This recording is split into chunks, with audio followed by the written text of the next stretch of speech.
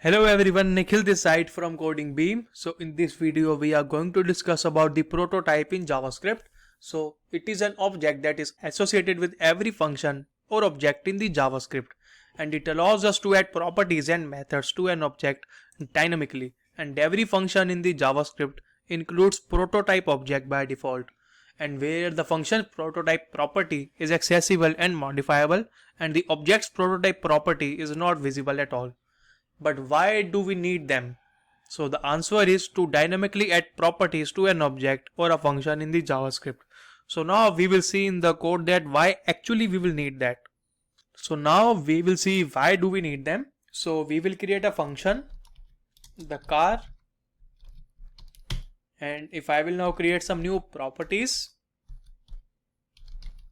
this dot make and this dot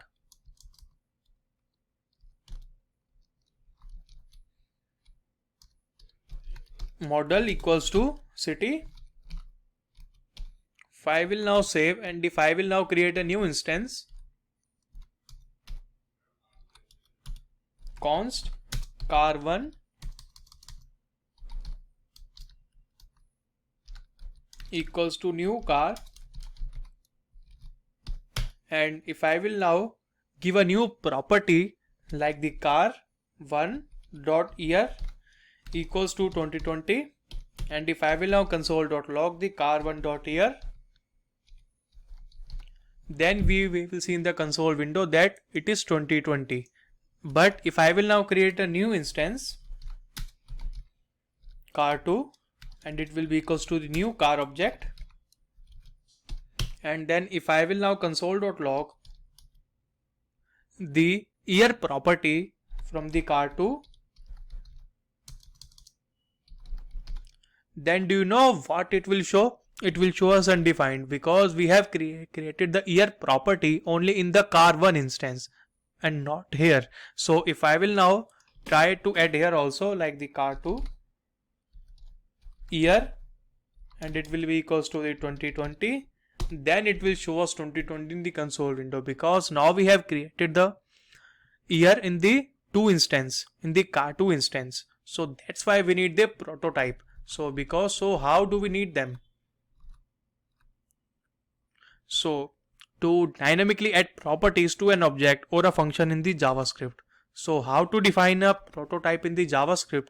There is a syntax that car, the object name dot prototype and dot property name and equals to the value. So this will add a new property to this object, and anyone can access this property from this car object only. So car is the function and the car.prototype is dynamically adding new property to the car object. So now we will see in the Visual Studio Code again that how can we define prototype.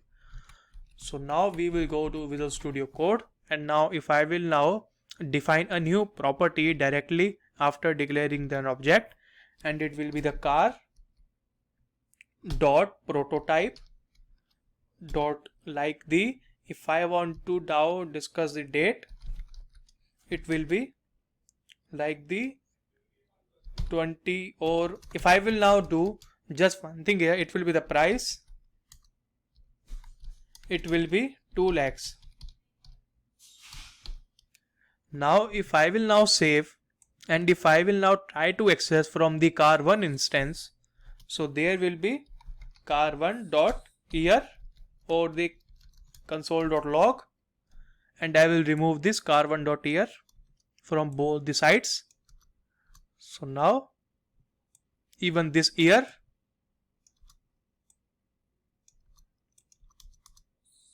then if I will try to access the car1 by the console.log, like if I want to access the car1.price, and then it will show us 2 lakh rupees, and here also if I will try to access console.log,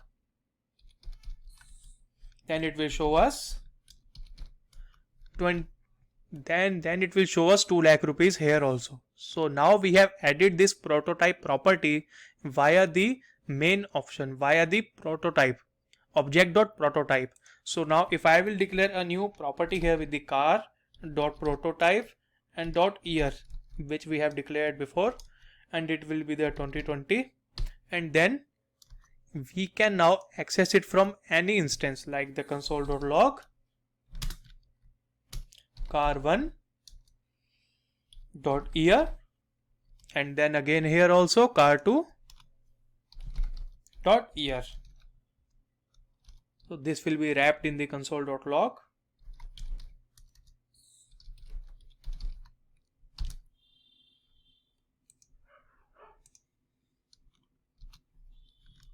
So then you will see 2020 this 2 lakhs, and then again 2020 from car2 and then 2 lakhs. And D1 also, we can also declare the method also from here like the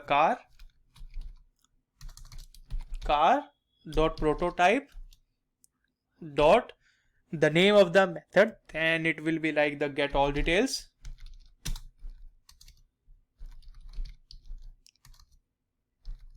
Then it will be equals to the anonymous function.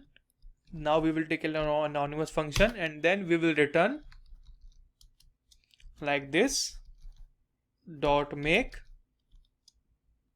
plus space white space, and again this dot model, then again white space.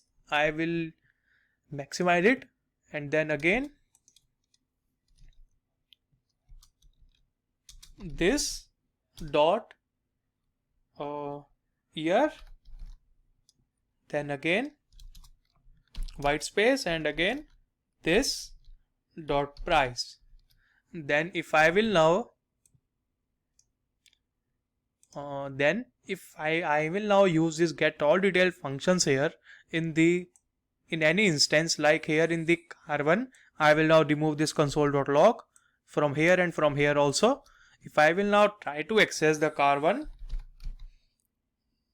or if I will console.log directly, the car1.get all details, and here also if I will try to access log